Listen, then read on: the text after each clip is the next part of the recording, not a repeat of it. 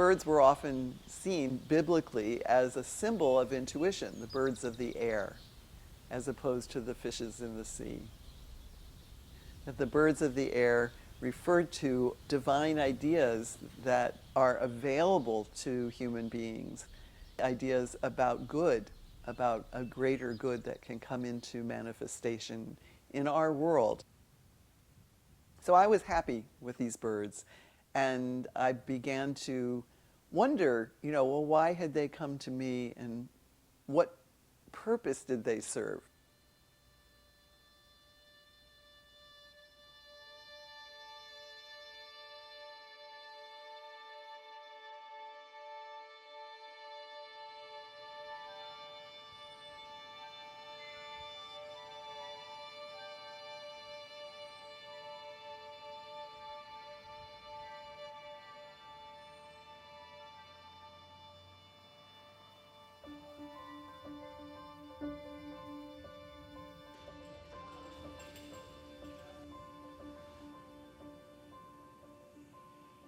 We moved up to Michigan, to Frankfurt, um, about 10 years ago, and I found this beautiful landscape, and at the time I was an outdoor painter, and my heart just opened, and I said, oh, I could paint here for the rest of my life. Had developed a pretty healthy following, had a pretty pleasant life here on the corner of 4th and Forest Avenue here in Frankfurt.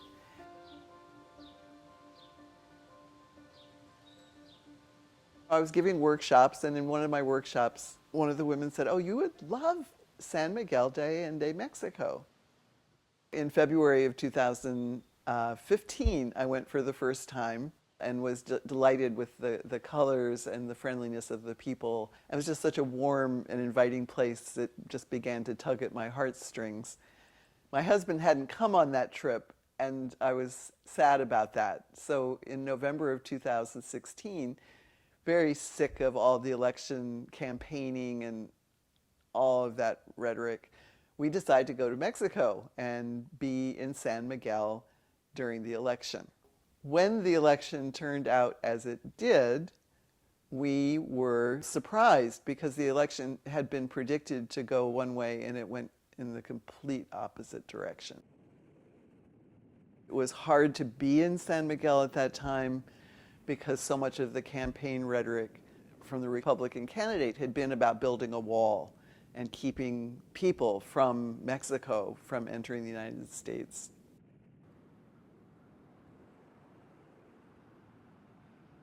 We came home, and I was terrified. I didn't know what would happen, with our country. And like so many people, I began having a lot of inability to sleep. My painting style went from one of looking out at the world and painting what I would see, the lake or a barn, a pretty scene. As an outdoor painter, landscape painter, I had learned that not to use black paint. And so for most of my painting life, I had never opened a tube of black paint. But in this situation, I felt like the only thing that really could reflect my mood of this period was black paint. And so I began just flinging paint at the canvas. And a lot of times it was the black paint that was flying. I just kept intuiting and just discovering as I put paint on what the painting wanted to become. I saw these birds and I felt comforted by them. And the more I worked with them and allowed them, to have a place on the canvas, I began to sleep better, and I began to feel less afraid.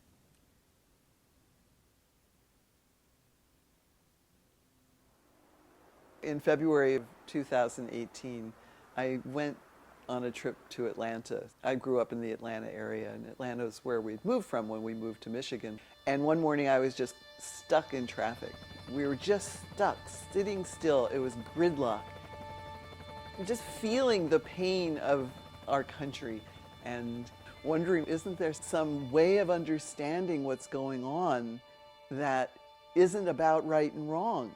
We're just stuck in these cages of belief. You know, I believe I'm right, you believe you're right, my side, your side, and it's like it's an invisible cage. It's as much of a confinement, as much of a border as the wall that this president wanted to build at the southern border.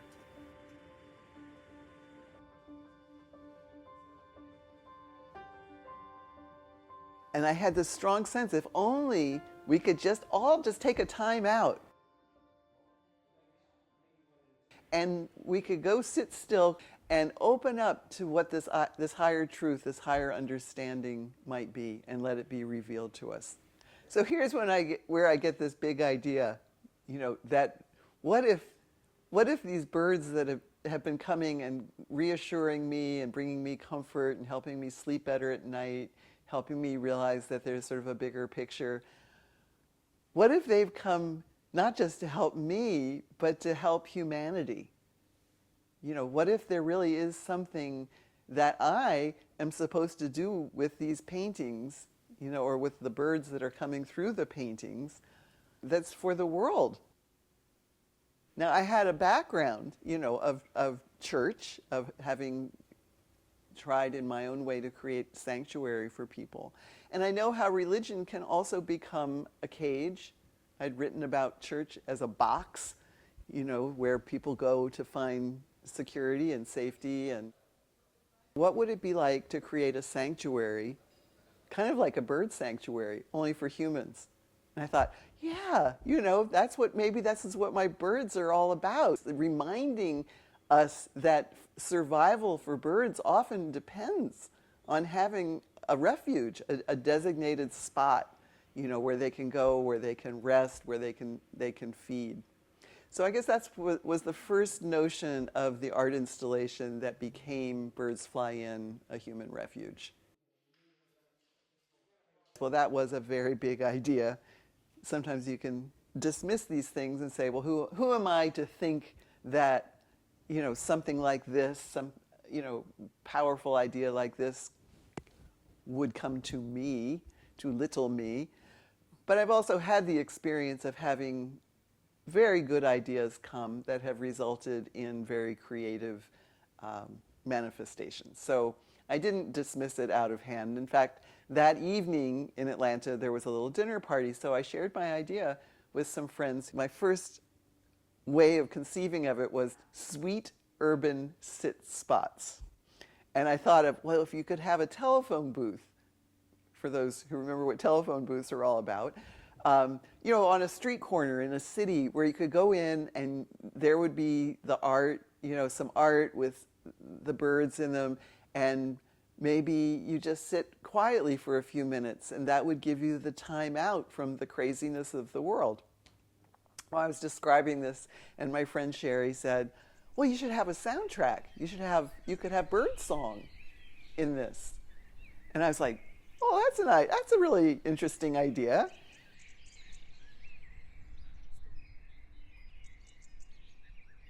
A couple of months after I came back from Atlanta with this idea, still kind of entertaining the idea, I went back to Mexico, went back to San Miguel to do my art retreat for women. And on one of our breaks, I was walking through the Central Plaza, and I heard this violin music. And it was just the sweetest, most soulful sound I think I'd ever heard. And it was like coming from an area, I couldn't quite tell where it was from, so I felt it was like the Pied Piper was leading me to this restaurant, which is called Los Milagros, the Miracles. And inside the restaurant, in the kind of dark, there was this man playing violin, and he had his hair up on his head, and he looked like a bird. You know, he had dreadlocks, and he'd stuck them up on top of his head, and they were sticking out like feathers. I said, I've got to paint to this man's music. And I went to the Central Plaza, I set up my outdoor painting easel, and while he performed at Milagros, I made a painting. And it was wonderful because a bunch of school children came up all around me, and they loved seeing the birds as they were emerging on the canvas. And I could see I'd caught David's eye. So afterwards, I went over and showed him what I'd been painting and introduced myself and learned from him that it was his dream to come to America. And so he became kind of emblematic as I, both resisted and entertained the idea of birds fly in. It became more real when I met an actual person who wanted to come to America, but who couldn't, would not be allowed. When I came back to Michigan, I investigated a few ways that maybe he could come this way, he could come to Interlaken. And I communicated with him back and forth. I could tell he wasn't really believing that I could be helpful, and I learned later that many people had a similar impulse, like, oh, I want you to help you bring your music to the world, and nothing had ever panned out. We kind of ended our email conversation fairly soon. In October of 2018, I realized that it was important that I follow through on this idea. Things had been happening at the southern border. Images had been shown on the news of children in cages. And this visual display was so painful to me. But it also inspired, this idea of, like, what would a refuge look like? What would mean something to people in the United States if they were asked to find sanctuary in the place that these children had been taken? So the notion of a structure that would somehow echo what was happening at the southern border began to resonate with me. Back to San Miguel in October now of 2018, I actively sought out David Mendoza. I go to a club where he's playing on Friday evenings, and he says, and this is my song that's called Maxul. In Mayan, it means without borders.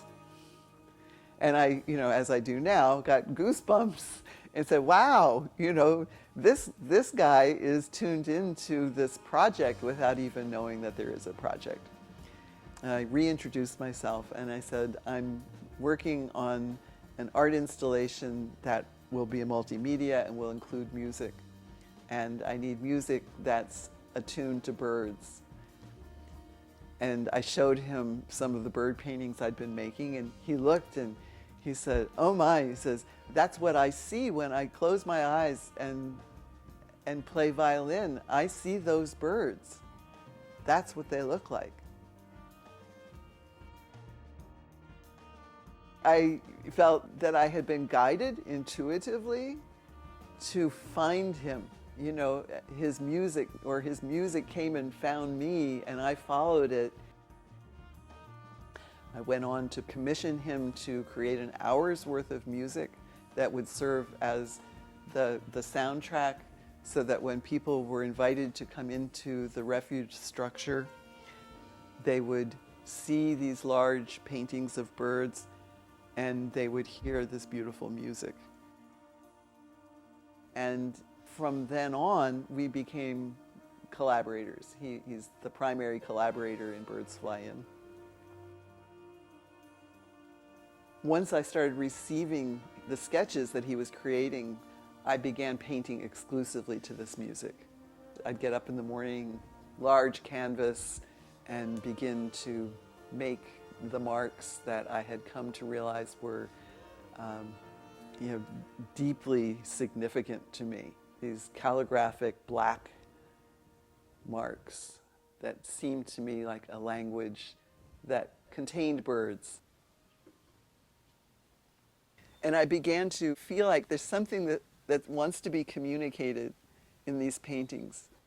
Someone told me about a book called When Women Were Birds by a woman named Terry Tempest Williams. It's about these illiterate Chinese women who developed their own written language to communicate women's wisdom. And the language is called Nushu, but these ideograms were based on bird tracks. And sure enough, what Nushu looks like is like bird tracks. It's a language inspired by birds. And so I felt like I was, in some unconscious way, hooking into this wisdom, this women's wisdom that had to do with birds. And my bird tracks were these black marks. And then on top of the black marks were, just intuitively placed, I would just have paint tubes just randomly pick up just based on my hearing of the music. There'd be a swoop because the violin went someplace, or there would be rhythm because I was hearing drums. So the paintings became very lyrical, in my view. They had lots of color, but they weren't all about color. There was a lot of space. It became very characteristic that there would be this sort of warm white space that would be applied kind of at the end of the painting. So I developed a method, and underneath it all, intuition. How is it we're being guided towards some resolution of these questions?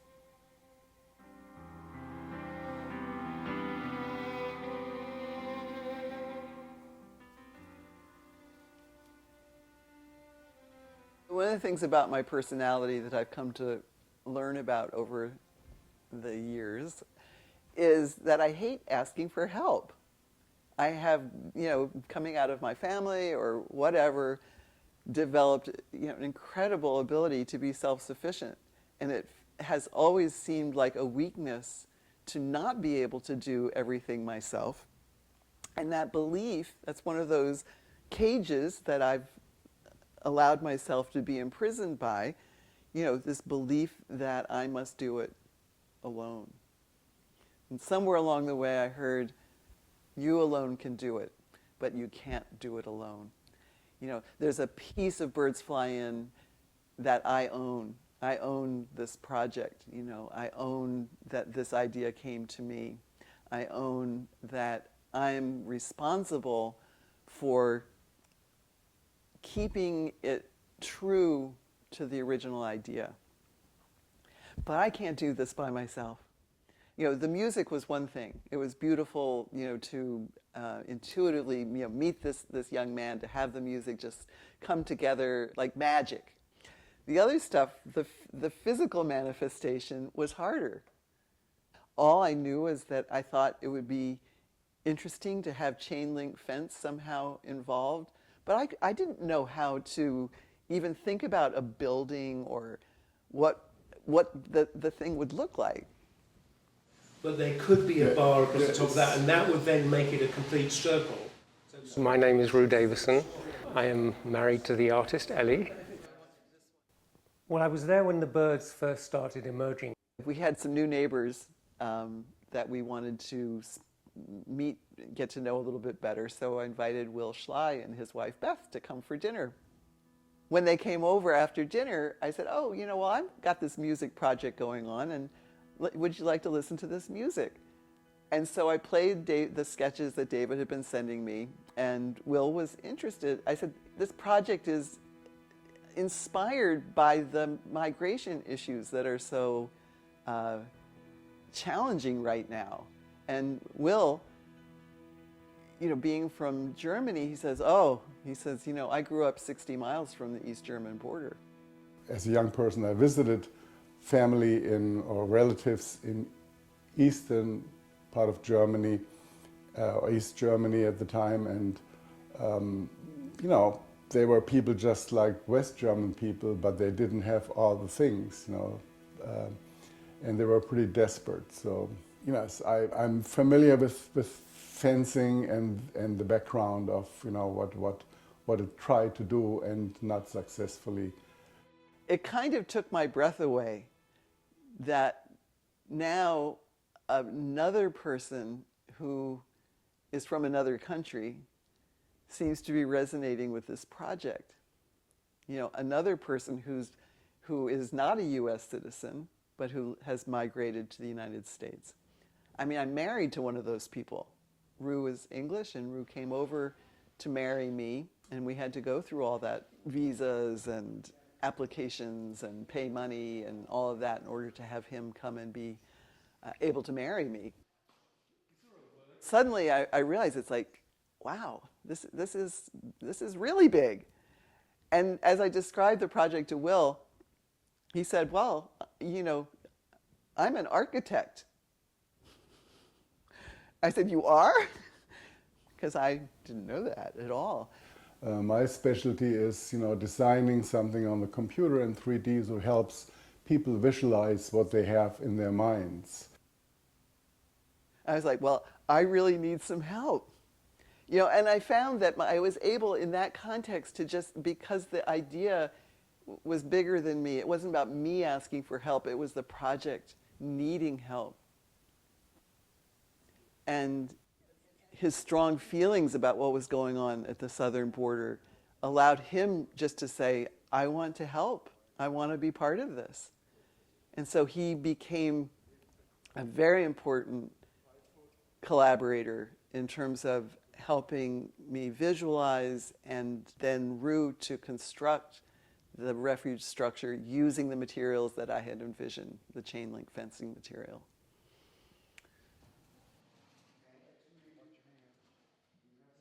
Many years ago, Ellie and I went to the Marmottan Museum in Paris, which has a very large Monet collection. And in the Monet room, there's this very large, curved, circular bench. So you can sort of sit in front of a Monet, look at it for a while, and then shuffle along and look at the next one. You can sort of basically go all the way around this. Ellie had been inspired by this slow art movement, where apparently statistics are if you go to a major museum and look at a grand master painting, the average person spends 17 seconds in front of it looking at it. This is a statistic that was very interesting to me, because as an artist, I spend, you know, hours with a painting. You know, sometimes weeks, sometimes months. There are painters who are working on, you know, a single painting for 5 years. So we'd had this idea of a central bench or seating area and the music and encouraging people basically to sit and listen.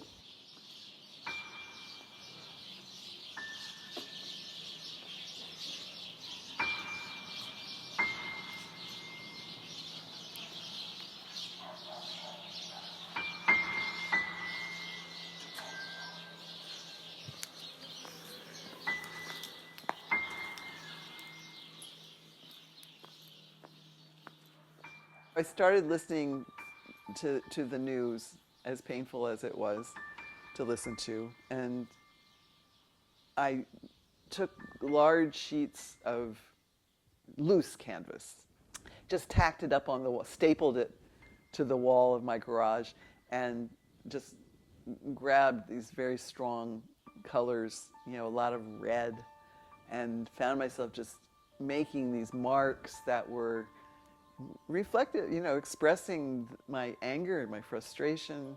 You know, just take a tube of red paint and, you know, squirt it in black and dark blue, and some of them look like, you know, blood, but there were birds, you know, like birds sitting on a wire, this sense of horizons, people behind barbed wire. The paintings that I had been making were beautiful and lyrical and spoke of intuition and hope and healing, and these were much more forceful and edgy and all about the problem.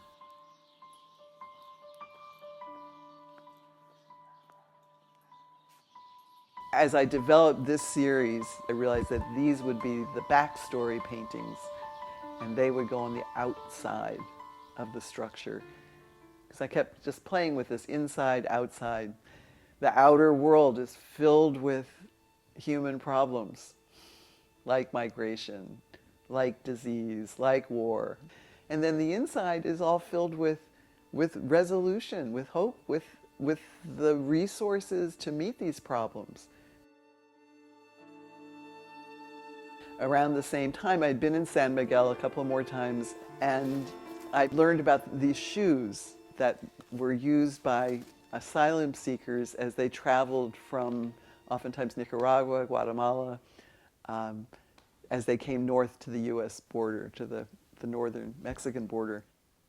Abba House is a halfway shelter that is a real refuge that allows people to stay for three days typically.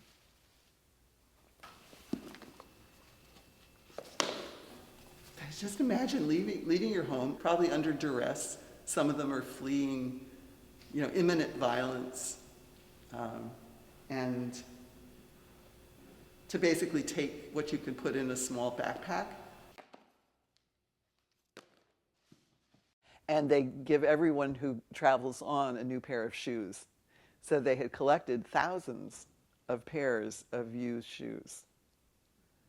And I was offered the possibility of bringing some of those shoes to be part of the Birds Flying In installation.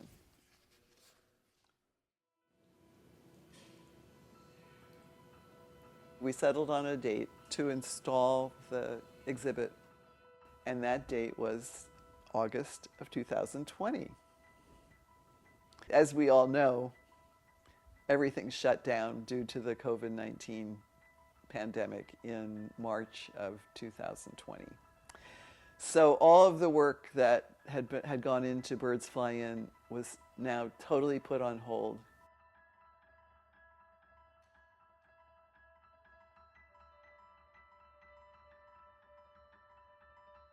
We had met with the chain link fence company that was going to make the panels that we would put together to form the structure the September before. But when we went to it's time to move forward, they couldn't get materials. They literally said, we don't have the chain link. My anxiety was not so much about COVID, but about would Birds Fly In fly?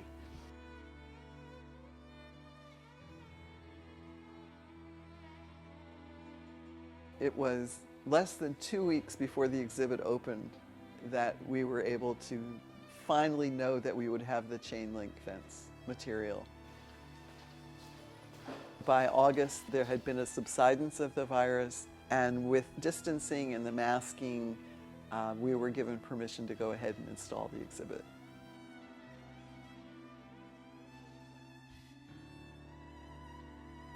So what we want people to do is really have an experience, of seeing what's there and seeing how, not whether I like it or not, but just what does the painting, what's it communicating?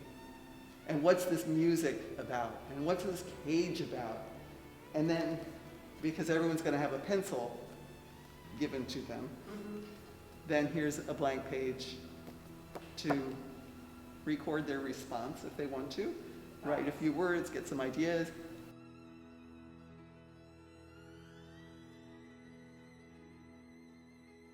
I thought it was really inspiring, and I felt like I needed it today, like I was released. And so I wrote a bunch of poems.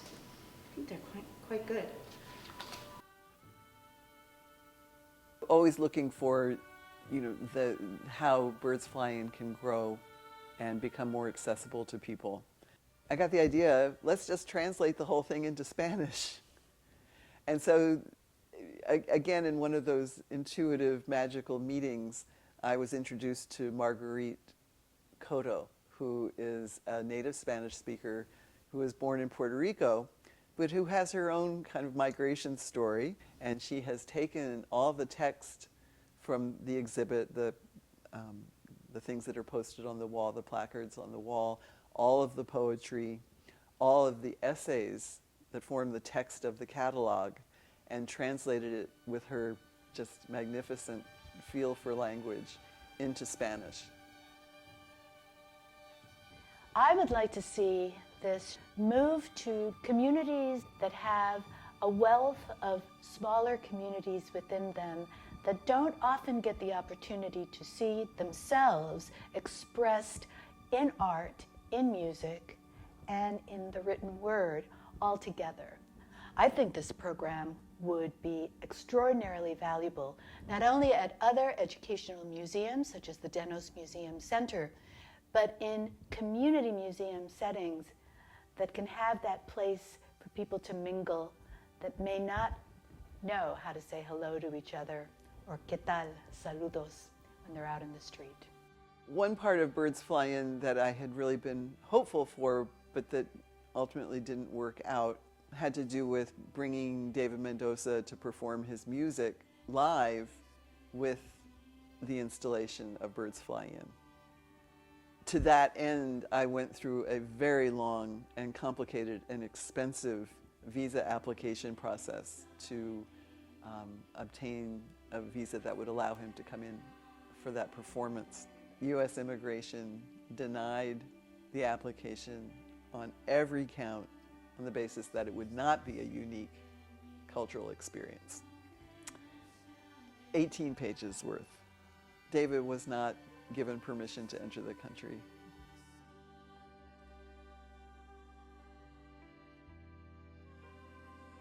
David often says about his music, he says it's for humanity. And that's my feeling about Birds Fly In, is that it's a gift to humanity, and humanity will do with it what it will.